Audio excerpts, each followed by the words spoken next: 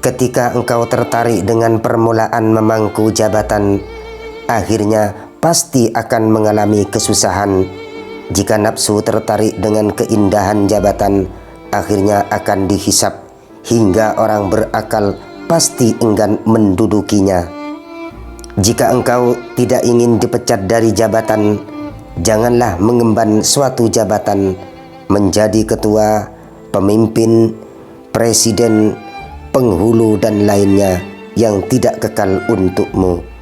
Jabatan itu permulaannya pasti membahagiakan dan akhirnya pasti akan menyedihkan.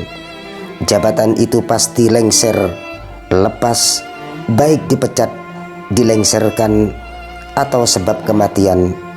Akhir dari jabatan pasti kesedihan, hingga orang-orang yang berakal meninggalkan jabatan karena akhirnya pasti mengalami kesusahan di dunia dan akhirat. Susah di dunia itu sudah pasti, dipecat atau yang lainnya. Sedangkan susah di akhirat adalah pasti kelak dimintai pertanggungan jawab di hadapan Allah Subhanahu wa ta'ala. Dihisap, ditanya tentang bagaimana menjalankannya dengan hak kebenaran ataukah batil. Orang yang memangku jabatan itu sedikit sekali selamat agamanya.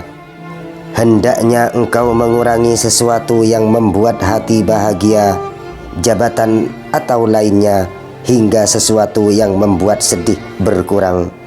Ketika kebahagiaan terhadap jabatan itu sedikit, maka kesedihan saat tidak mendapatkan jabatan juga sedikit. Sesuatu yang ada di dunia pasti akan rusak. Engkau akan bersedih ketika tidak bisa mendapatkannya. Jika jabatan belum rusak, engkau tetap rusak. Ajal pasti akan menjemput. Engkau pun akan menyesal dan lupa mengingat kematian.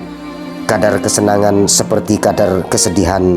Selayaknya bagi orang-orang yang berakal, jangan bahagia karena mendapatkan selain Allah. Kurangilah kesenangan dengan dunia, jabatan, agar berkurang pula kedukaan padanya. In aradta alla tu'zala fala tatawalla wilayatan la tadumu laka. Jika engkau tidak ingin dipecat, maka jangan memangku jabatan yang tidak kekal.